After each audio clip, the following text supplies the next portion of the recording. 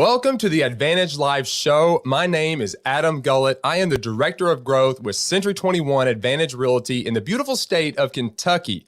Today, we have a special guest with us, Carla Cross. We're going to be talking about circle prospecting, farming, and also about her brand new book that she's got coming out. And we'll have more to come on that.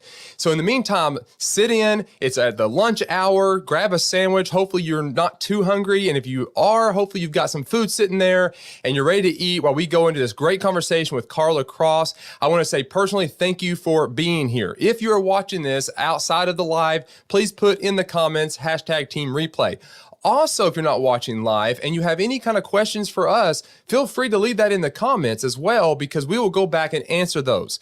And please, if you're watching this and you have not subscribed, liked, or commented, or rang the bell, please do so. It definitely helps the channel. So, and with all that being said, let's go ahead and get into our conversation with Carla Cross.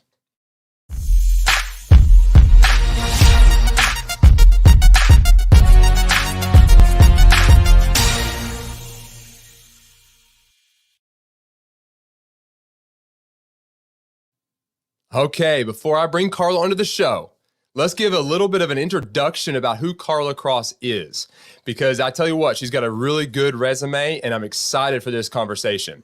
So here's a little bit of a synopsis about who she is. In the real estate business for over 3 decades, Carla Cross is an international speaker, trainer, and coach for real estate. She specializes in career development, business planning, leadership, and instructor development. Her career has spanned real estate sales, management, leadership, ownership, and training. She's won numerous sales and leadership awards in each area, including being named a National Realtor Educator of the Year. A popular international speaker, Carla has spoken on leadership and training topics for 16 years at National Realtor conventions. Because of her training expertise, Carla has been chosen to create comprehensive training programs for 9 international franchises. 9. The author of 8 internationally published books for real estate professionals, Carla's guidance comes from what she has proved works in the field. No seminar guru theory. Right? None. She's done this. This is coming from experience. Dearborn Financial Publishing has just published the 6th edition of her wildly popular book for new agents, Up and Running in 30 Days. Her latest new book, Launching Right in Real Estate, What They Won't Teach You in Pre-License School, gives would-be agent the facts without the sales spiles they can make the best choices. So here, the funny thing about this is I actually took her class. I actually went through that book that she's talking about right there. Now, this is an older version. She just said there's an updated version, but I went through this course and let me tell you, it's really, really good. So without further ado, let's bring Carla Cross onto the show. Carla, come on in. Thank you so much, Adam. I appreciate it. Saying that bio just tells me how old I am, right? I can't say, oh, I'm 35, but that's okay. I do my very Wisdom. best to. I've always been the kind of person to look at the next thing. So I know, real estate's changed a lot. And in fact, yes, lots has changed, but laws has stayed the same. And I think today we're going to talk about some of the basic things that we tend to forget when the new shiny objects come up. And then that causes us not to be as successful as we could be. I think that's a great point. I think there's a lot of these type of things that come into our market and our industry that are very flashy. And we have a tendency to kind of chase that flashy, shiny object. And we forget those basic principles.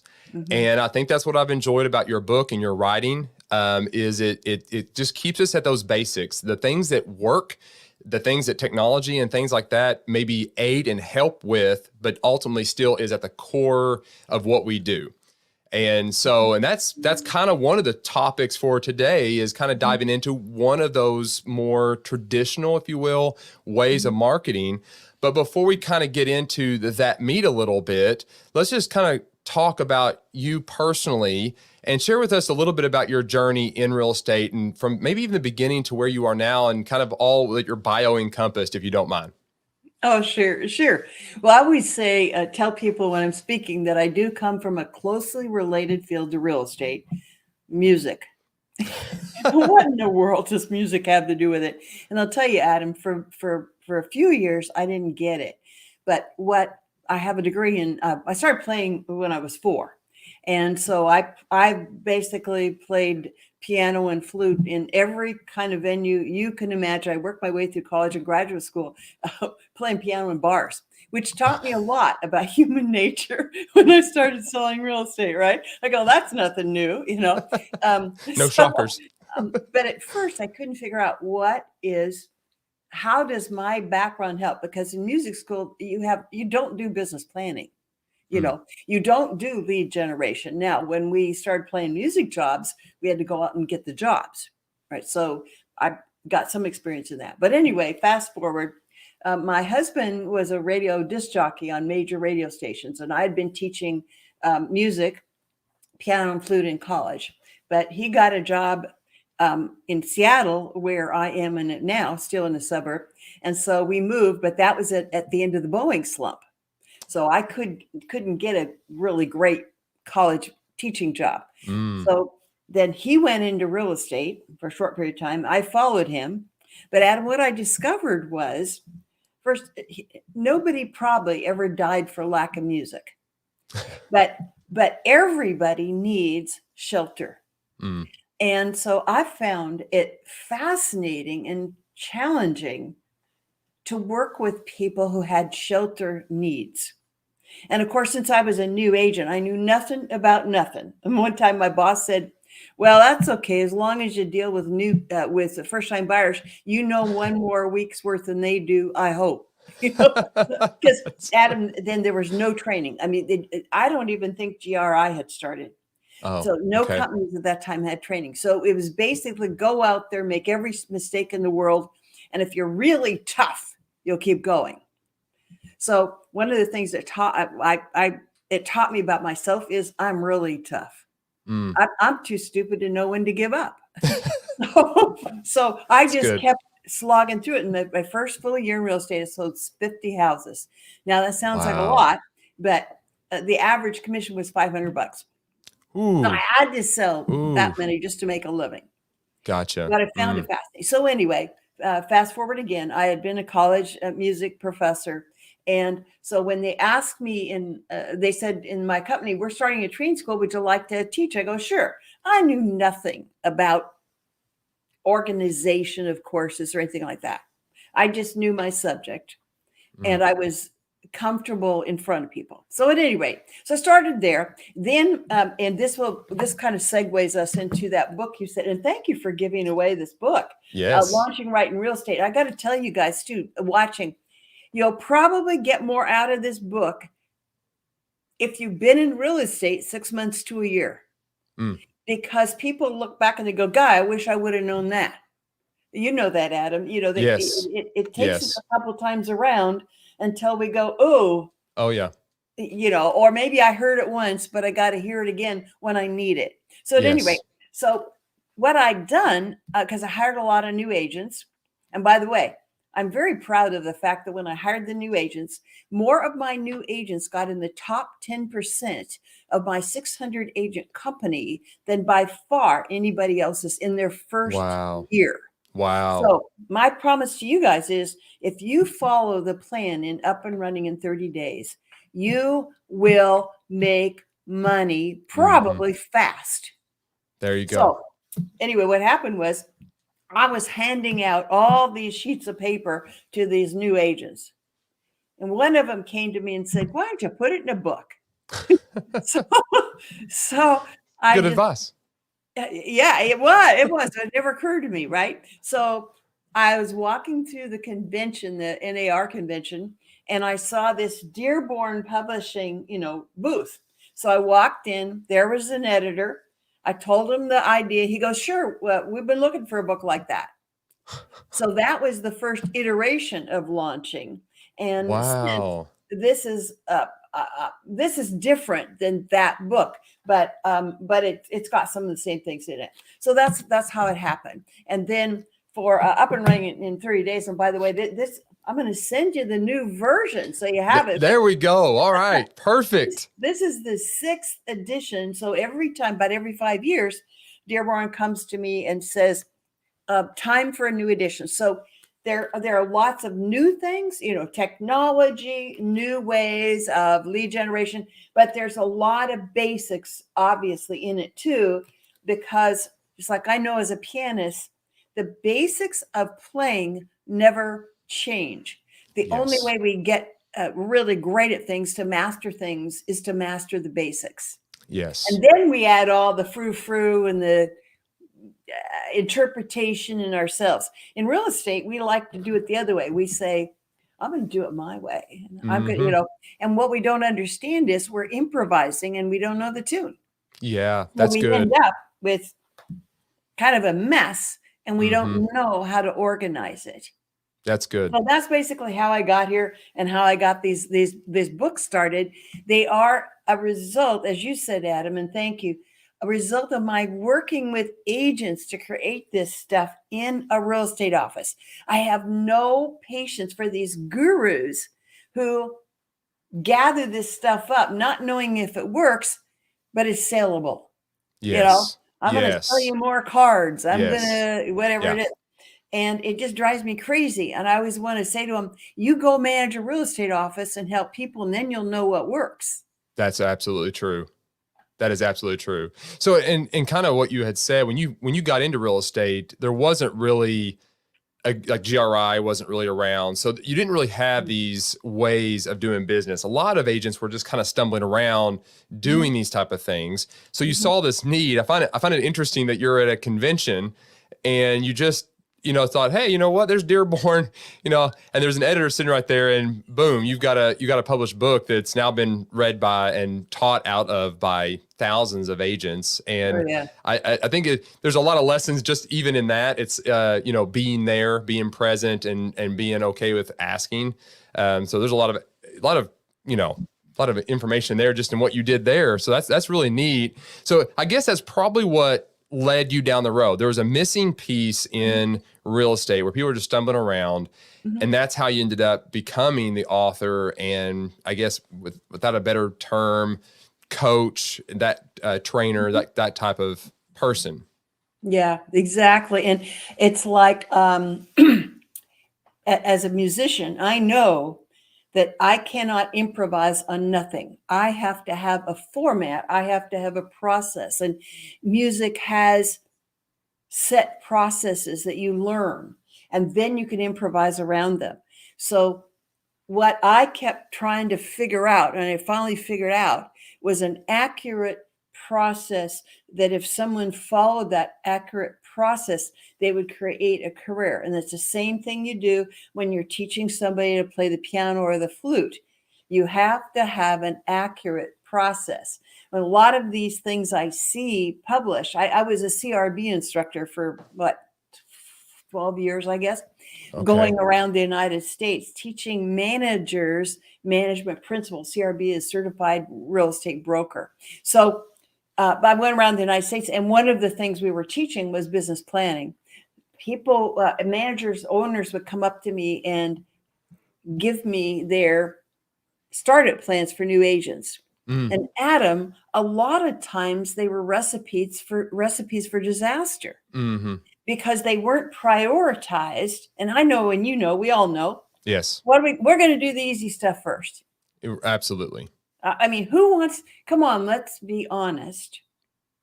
Who wants to lead generate? I mean, let's be really honest. Yes. I've met very few people that look forward to it. Yes. So we avoid that. And we do all kinds of things like play computer, get another piece of software, go maybe even look at pretty houses. We do everything to avoid engaging with potential clients because that's scary. Yes. So when I looked at these business startup plans that the managers were giving their agents, I could see they were safety plans. The agents loved them. Yeah. Because it never put them in a risk situation. Yeah, it was just a comfortable plan. It never really pushed them beyond being uncomfortable. Yeah, talk to a mortgage person. Look at all the houses. Now, there's nothing wrong with that. Yes. But if you do that very long, You learn, that's your job description. And by the way, in both up and running and launching, there is a prioritized job description. So if you follow that one, There you go. you will become a successful real estate agent. But if you follow That's good. an unprioritized one, or I'll call it safety one, you will please yourself. You will think you're on the way, but you'll never make any money. Yeah. That's good. And yeah, prioritization and time management, those are the two things. It's like I would rather do the comfortable things and do all those things first and never really get to things that make me uncomfortable. But when you look at a priority list and you really look at that and you say, what are the activities that actually make me money?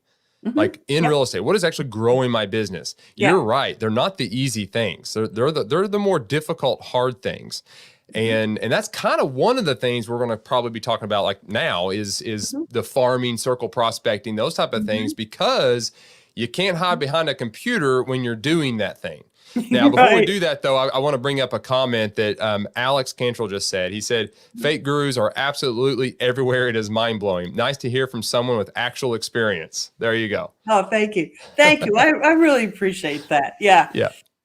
So let's talk, let's go a little bit now into kind of the topic at hand. And this goes along with kind of the theme of what I'm doing the next few episodes is all about listings. And one of the things that we have seen and observed over the years in our company and even with other agents' company is a lot of your top producers, they farm and they door knock and they circle prospect. Yep. Now there's probably some people watching this that have heard of the term farming. There's probably maybe a select few that's heard of the term circle prospecting. So let's, if you don't mind, let's go into that just a little bit and let's talk about circle prospecting and kind of what that is and how is it different than farming and what exactly is circle prospecting? Right. Well, thank you, Adam, for bringing that up. Circle prospecting is, I would just say, is going into an area to tell the people in the area about a home happening. That is a new listing, a price reduction on a listing, a sale, a closing, an open house. Well, I thought of 5. Okay, the 5 reasons. And what I really like about it is it doesn't tie you to a farm. A farm is calling on the people in a prescribed area, probably 300 to 500 homes, over and over and over and over. And what I found is most agents will not keep at it long enough to get something. We can talk about farming in a minute and what you need. Well, let's talk about circle prospecting because everybody can do it. There's no long-term commitment. And what I love is if you've got those 5 reasons in your real estate office, you got 30, 40 agents, you probably have 100+ reasons a month for going to the people in an area. So let's pretend that one of the top agents in your office got this new listing. I'll tell you from my experience, most successful agents will not circle prospect. They will not go into the area and knock on the doors. And by the way, knocking on the doors is really important. Don't just send a card.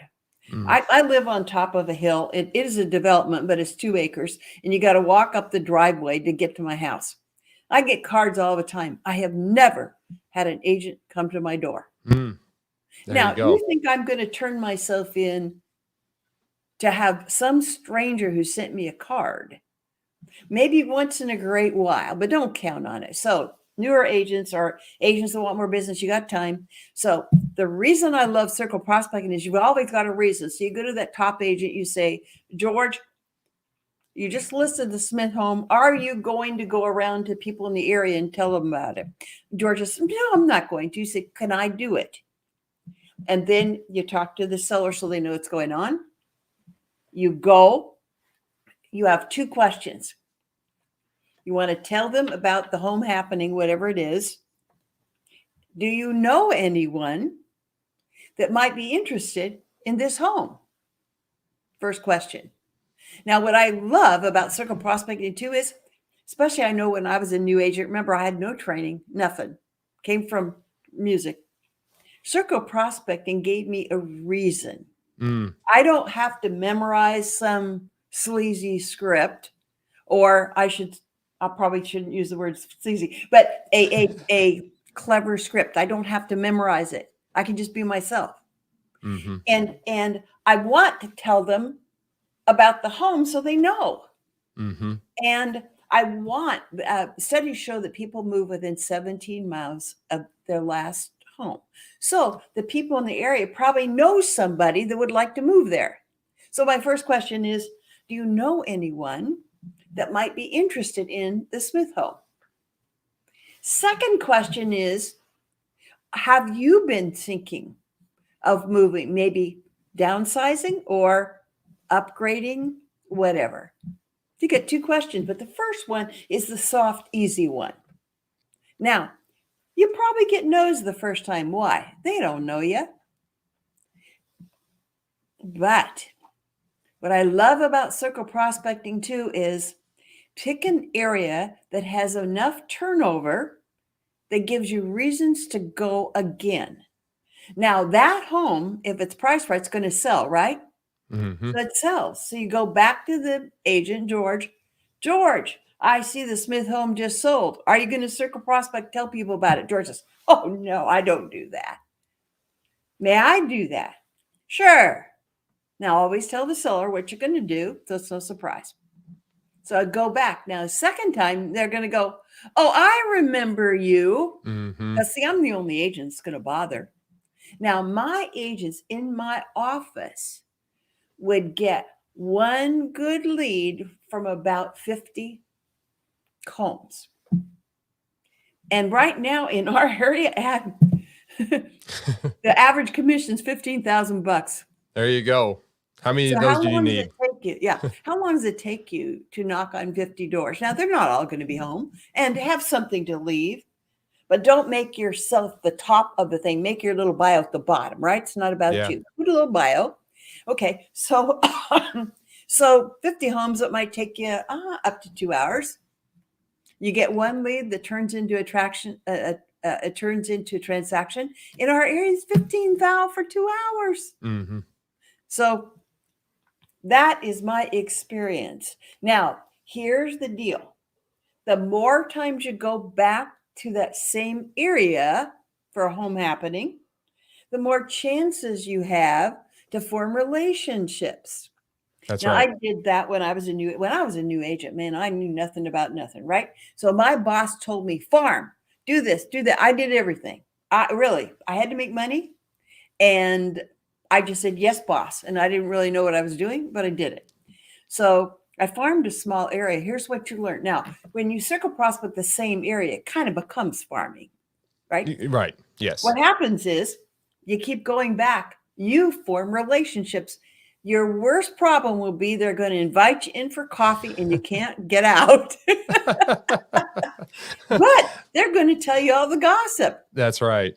So Yes. you learn who's selling, who's Yes. moving, right? Yes. And you form relationships. And in real estate, we're dealing with big ticket items. Yes. People work with people they know and trust. So it's if you want to make really good money in real estate and you want to do it an easy way, form relationships and be trustworthy. It's that simple. Yeah, I think you've encompassed it with that statement for sure. And I think this is what really appeals to me about circle prospecting over farming. Mhm. It's the fact that you're providing value back. There's a reason that people love watching HGTV and love watching real estate shows. There's a reason, because it ultimately is something that most people will end up doing. They'll end up buying or selling at some point, but Yep. it's also something they find extremely fascinating and seeing what's going on in their neighborhoods and around the world. They love real estate. So by circle prospecting, this is what makes it so advantageous for agents to do, is you're knocking on the door with something of value. You're letting them know about what's going on in their neighborhood.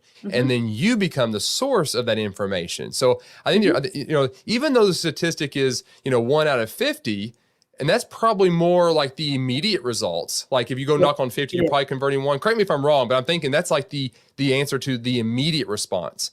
Yes. But you really don't know how much that has to play long term. And that's kind of the game. You're canvassing and you're circle prospecting a property, and that's going to generate more business long term. And then in the end, like you summarize, it's all about building that rapport, trustworthiness, and all that. So I think Yes. to me, this is the benefit of circle prospecting. And let's go back just a second to talking about just to kind of hone in on the areas. So really the idea of circle prospecting is you find a property either you have listed or your company has listed, and you go out and provide that information to the homeowners around that property. And that's basically circle prospecting, right? Yeah. Whereas farming is you're going out and you're just picking a subdivision and you're just blasting it. And that's the clearest distinction between the two. Well, and yes, and farming intimates that you're going to have to go probably a long time. There was an agent in our office who started out very slowly, but he was very tenacious. It took him a year to get anything out of his farm, but then it just grew and grew and grew. So, but what you have to do when you farm is you have to pick an area. It has to be 300 or 500 homes. You have to have enough so that you get some business. You have to do the statistics, the research to find out, does it turn? There are areas here that don't turn over very much at all. Why would you farm those if nobody ever moves? So you want to do the research first. Whereas in circle prospecting, and Adam, you kind of intimated this. What I also love about circle prospecting is all you got to do is pick areas you like. Yeah. I have an online course from Up and Running in 30 Days. I made it an online course, but it's 8 weeks, and I coach people once a week. And it takes them right through all the steps of creating that business, start it playing, implementing it, and then we help them with the challenges. So Awesome. one of the agents in my group right now lives in an area of historic homes. And I said, is there some history that's interesting? She says, oh, yes, there's, and she went through, there's bridges and, all kinds of historic things. I said, how about you start doing research on it? And that's what you give to people to educate them, because they probably don't know. And you can even turn that into a book. There's one agent in our area that lives in an area called Capitol Hill, where a lot of historic homes are in Seattle. And she actually wrote a book about the historic homes. Guess what? She is the expert in her area, and she dominates that. So anyway, the agent who is in my Up and Running in Real Estate course is doing that. She's researching, and when she walks around the area, she says hi to people, and she's gathering information even from them that they know. So she's becoming the expert in the area, getting to know everybody. I don't know whether she'll ever write a book, but she has, like you said, Adam, she now has value to give to people that they're naturally interested in because they live there. There you go. That's perfect. So the proof is there. It works. We know that there's many benefits to doing this. And this will be kind of like the last question on this, and I want to talk about your new book. But what do you think is holding agents back, really from doing this? And then what is some of your advice you'd have for them to kind of get over that? Because Alex Cantrell, he actually made another post again now. He said, I've been aimlessly door knocking recently. That's great. That's good. Love the organization and value circle prospecting can offer. Definitely going to give it a shot. So I think any direct advice we can provide Alex with as far as doing this and getting over any hurdles that he might come across. Sure. There's going to be for sale by owners in the area, those type of things. But what would hold him back from doing something like this? Or what kind of advice would you give him to kind of wrap this part of our conversation? Well, Adam, that is such a great question. I've really been thinking a lot about this. When we go into real estate, we get advice from everybody. Do this, don't do this, do this, don't do this. And we tend, first of all, like we said at the beginning, we tend to go do the easy stuff, right? Or we do things that are out of context for us.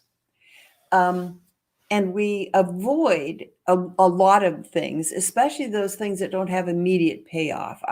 We're all the same way. And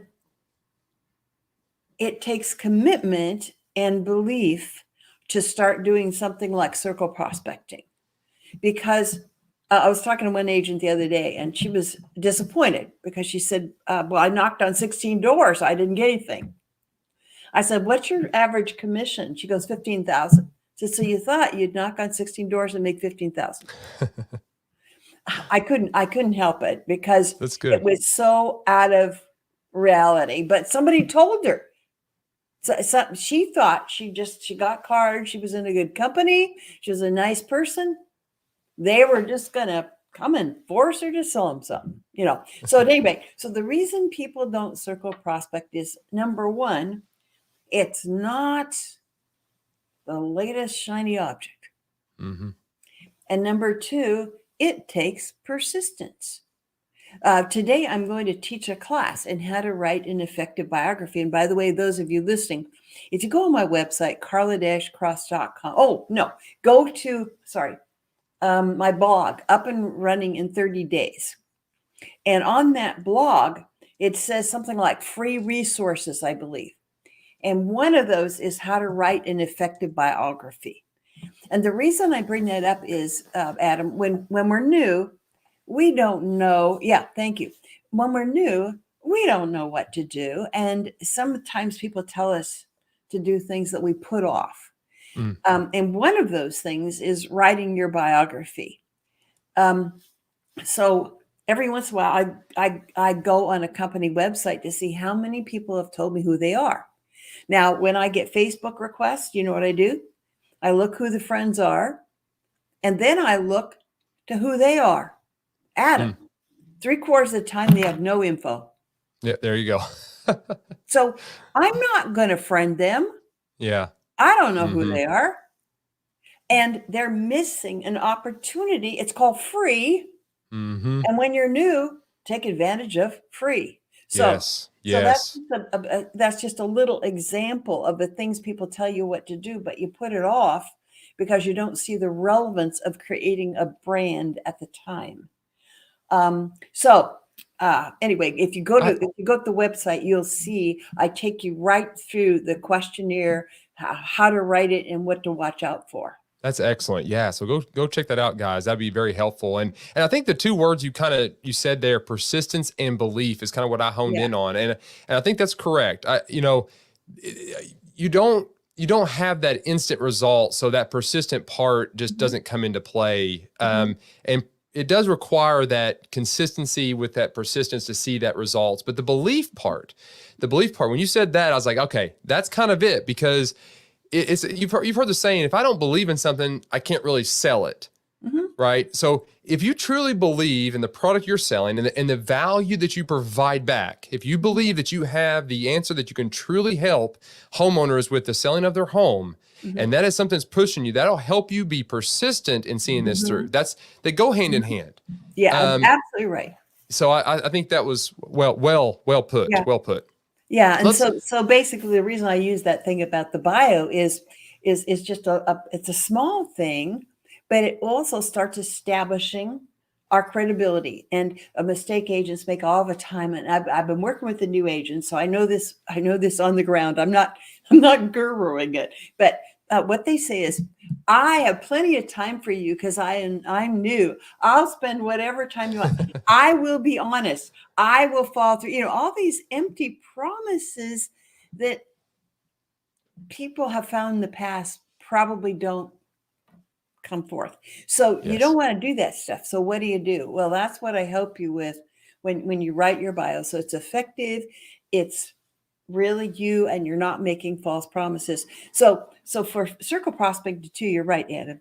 You have to find someone you trust. That's why I tell everybody, get a good coach.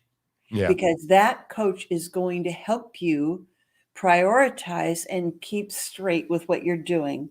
Like I had a coach again to write these books. My coach is the guy that co-wrote almost all the guerrilla marketing books. Oh, wow. Yeah, Okay. Yes.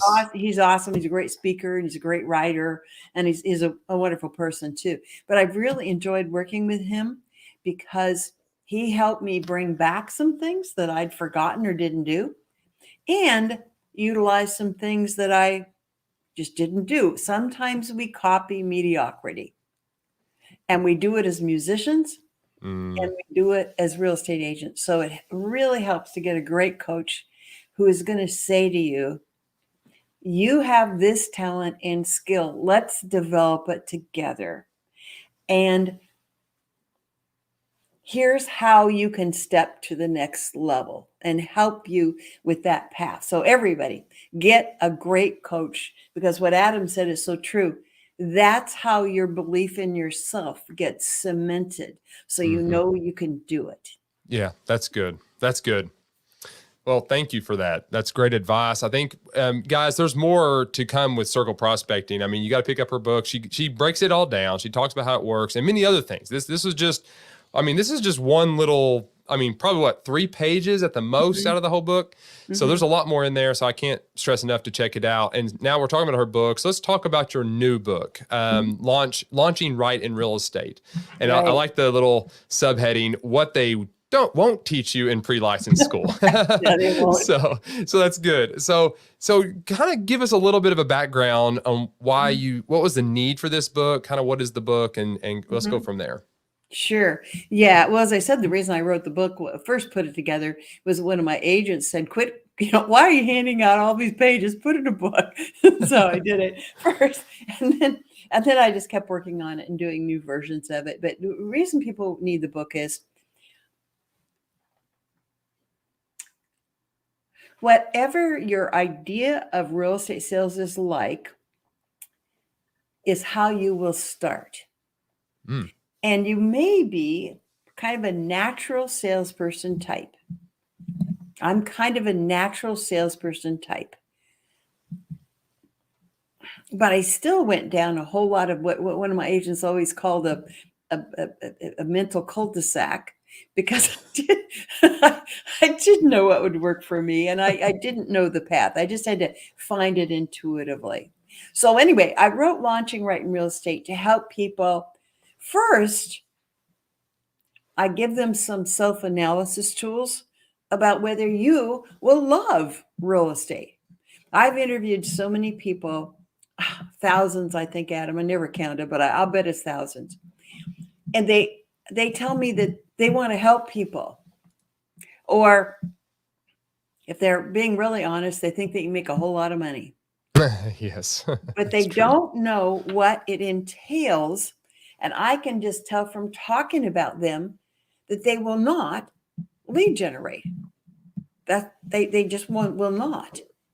So they won't put themselves in places where they can find people. Hmm. And so they're entering real estate for the wrong reasons, and they're not going to love it. And what I found is they can follow the business startup plan and up and running in 30 days for a while, but if they hate it, they're going to Hmm. quit. So, Yes. so there's a couple of self-analysis tools in here about what you're naturally good at, what you like, what you're willing to do. So that's the first thing is take those self-analysis uh, little analysis tools to see whether or not your personality and your goals are in alignment with selling real estate. Then we go into, so where do you start? And how do you look for a company? And what kind of company would you look for? And there's a chapter 2 in how to find the right real estate school for you. And then finally, 6 tips on how to pass the test. There There's you go. also there's also information, because I want you to pass the test the first time. Please, Yes. it's, Yes. They'll it's take your real low. money as many Yeah, yeah. times as you'll let them. Oh yeah, exactly. Yeah. And then how much money can you make? And it's realistic about it. And the big thing you guys were watching is time. Mm. People think that they're going to go into real estate, and there's a survey in here, by the way, a survey I did with about 400 new agents, and I asked them, when do you expect to make your first sale? So Adam, I'll have you guess. What do you think the majority told me? When do they make their first sale? Yep. Probably within the first month is probably what they were saying. Yeah, you're right. Yeah, Okay. I think it was 52% said they make Okay. a sale in the first month. What does that mean? They have to lead generate That's right. the first week they're in the business. That's right. How Get out many there. of them lead generate the first week in the business? None. No, no. Now, their Aunt Martha, they might come into the business with an Aunt Martha that wants to buy or sell. Doesn't count because you're going to run out of Aunt Marthas after Martha buys or sells. So you have in here has a realistic timeline, and it has a sketch of the business startup plan, which is fully sketched out or done in up and running in 30 days. So I basically take the concepts, give you an overview in launching, and then in up and running 30 days, same concepts, same overview, but the detail what to do each week in priority. So it teaches your brain to think like a top producer. Yes. Let's see what's in there that I wrote too. Yeah. Oh, yeah, in the interview. Oh, geez. What we don't realize as prospective agents, our interviewer is trained first as a salesperson. Mm. They're going to sell you, and most of them don't even interview you. So they're going to sell you on the company. So I give you questions to ask to get behind the curtain. Yes. So, they say, we have great training. And the new person says, okay, no, I want you to say, show me the training. Yep. Show me the results. Put them to the test. Yeah, absolutely. Yep.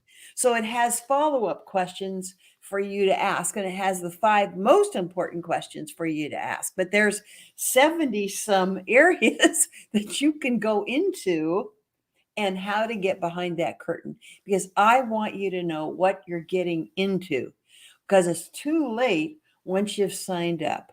Mm-hmm. So remember, your interviewer is a skilled interviewer, but first a skilled salesperson. They are not going to tell you the negatives. They're only going to tell you the positives. I want you to know the whole picture. No company is perfect. Yeah. I want you to match up your goals and your vision with the goals and vision of the company. Don't match up because it's cheap. Yeah. Please don't match up. There you go. Yes. Yes. Well, and I'm glad you kind of brought this up too, because, I've been in, that's what I do is I have meetings with agents all the time. And I will just be completely honest. I love when someone comes in and asks me good questions. Mm-hmm. Those are the kind of agents that we really want. I love good questions because they're doing their due diligence to make sure that who they affiliate with matters. Yes. And, we have a big philosophy. It's like, put us to the test, call our agents, we encourage agents to go interview with other brokerages and come back and ask us more questions. Like we want it to be a mutual understanding of what we're getting into. So I think that's very good advice. Agents should be able to enter this industry with the correct questions. I like that. That's good. It's really good. Yeah, exactly. And then it also has how long is it going to take for you to get paid, and the different kinds of company structures. There is no free lunch, and the company structures today too that offer other streams of income have all kinds of rules and guidelines. Mm-hmm. And you probably won't know the questions to ask. Even me, I keep getting surprised when someone says, oh, in that company, even though they pay you a residual for whatever, if you don't get a certain income level, you lose the residual. Well, they're not going to tell you that in the interview unless you ask. That's exactly right. So you need to have, I'm not saying residuals aren't okay. I'm not saying exactly. that. No. It's just knowing how to what is the criteria of those residuals? Absolutely, because there is those. Yeah, some of them are so hard to reach. You'll never exactly. Yes, others, they sound good. Yes. Can I obtain that? Yes. That's good. Yes. And well, anyway, so I give you some advice in, again, just the overall advice is ask the next question and do not just take that person's word for it. Go ask the agents in the office, go to an office meeting, go to an office training. See if the trainers are trained to train. See if there is a course syllabus, because so many times, and this is how I started training too, is we didn't have outlines at first. We, this is many years ago, but they just said, get up and talk about listing properties.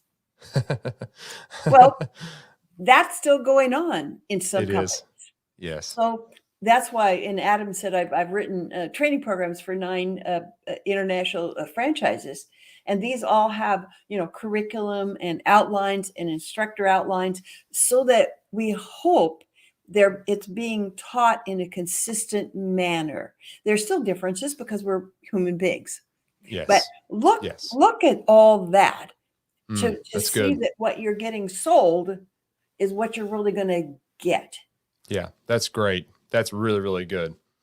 So I got one final question kind of for you, and we'll wrap it up with this is, Sure. in this book, you mentioned there's some fatal mistakes that new agents will make that basically just doom their careers. Would you mind sharing just a couple of those? Well, sure. Well, I'll start with the one that it reminded me of is going with the cheap company because it's cheap. I only have to pay $200 a month for a desk and I get all the commissions. Well, there's a reason for that, because companies that have cheap desk fees are collecting desk fees. That's what they're renting. They're renting desks.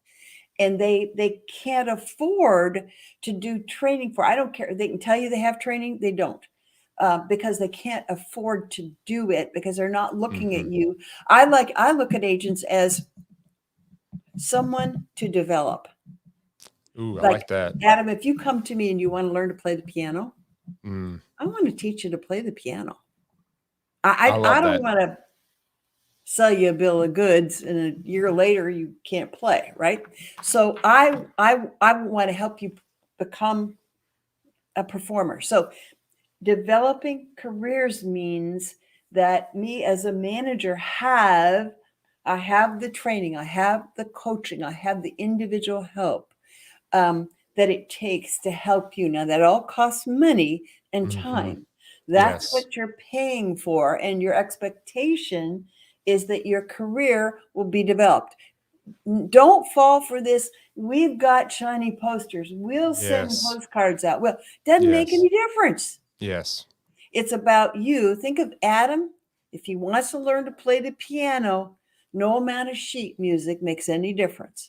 Oh, that's He's got to good. put his fingers on the keys That's and good. have a guide. So you want a guide. What you're buying actually is development expertise. And that costs money, but it is invaluable, because it means you can develop yourself as high as you want to go.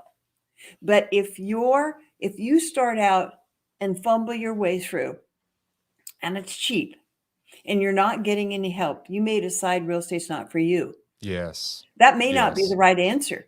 The right answer may be you're in the wrong place.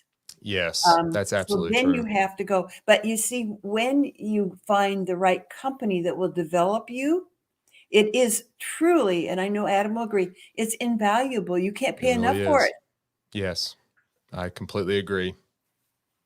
That's good. So that's number one, is don't fall for the cheap place. Number two is when agents don't start with a business startup plan, and they rarely do. Now I'm coaching a company where the first thing they do when someone comes in is give them up and running in 30 days, and they get a coach, and the first thing they do is to fill out a very simple business startup plan with the principles in the book, and that's what they're coached to. Because like Adam and I were saying, is if you want to make a sale fast, you have to start talking to people, lots of people. So we don't want you to fail because you're stuck in get ready to get ready. So that's those are I would say, Adam, truly, those are the top two things. That's good. That cause people fatal mistakes that they can recover from, but usually on the second one, if they don't have a business startup plan, they learn the business wrong. When I was learning piano, of course, I learned by ear first. So then I got a teacher, and my teacher first taught me basic chords. That's really great, but she didn't teach me any technique. So I could play pretty well, but I was kind of sloppy. Gotcha. Then I got Yes. a teacher who was a classic music teacher, and she tore apart my technique and taught me to play. And then when I was in late high school, I was so lucky to get I got to get my college piano teacher. Guess what he did? Tore apart my technique, made me practice slowly and perfectly, so I became a competent pianist that could get a degree in piano performance. So what I'm Wow. saying to you is it's never too late. But with most of us in real estate, we think the first time we do something is the best we're going to do it. It's not true.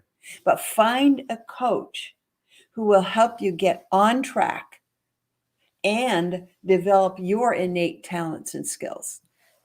That's awesome.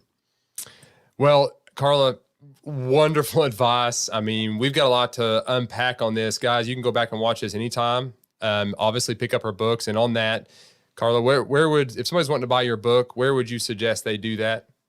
Yeah. Well, in fact, Adam, and as you know, I just got back from a trip in Europe, so I haven't had time to update my website. But if you go on my website, carla-cross.com, and you just look at resources, you will find a tab there that says both launching this book and the new version that Adam's going to get up and running in 30 days. Okay. You get them both for $50. This is normally $39.95. This is normally $24.95. So you get it for $50 plus some shipping. Oh, perfect. And I will change that today or tomorrow. So it's on the homepage too. But in the interim, if you just go to resources, you'll see it says something like, I don't know, $50 for the 2 books. And Okay. that's my That's gift to perfect. you. Yeah. Excellent. That is great. Well, thank you so much for your time and coming on. It has been a great conversation. So I really, really do appreciate it. And we'll have you back if you're willing. Oh, thank you, Adam. Well, it's my pleasure. It's my pleasure to work with you. You got it right. And it's just a pleasure to be able to help everybody out there, because the two of us are in sync, and we want the best for all of you. Yes. So you have the kind of careers you can be proud of. You can look back and say, I help lots of people have better lives. Yeah. Amen. Bill Mew, somebody watching said, great information. Thank you. Oh, you're so welcome. My pleasure. Carla, thank you so much. That's Take great. care. Thank you, Adam. Thanks for what you're doing. Oh, absolutely. Thank you. See ya. Mm-hmm. Awesome conversation, guys. Thank you so much for watching this conversation with Carla Cross. You saw where you can get her book. I encourage you to do so. You can see that she's got a lot of wealth of information. There's a lot of good, relevant information inside of her books that you guys can do. So please go check that out. So now we are at the end of this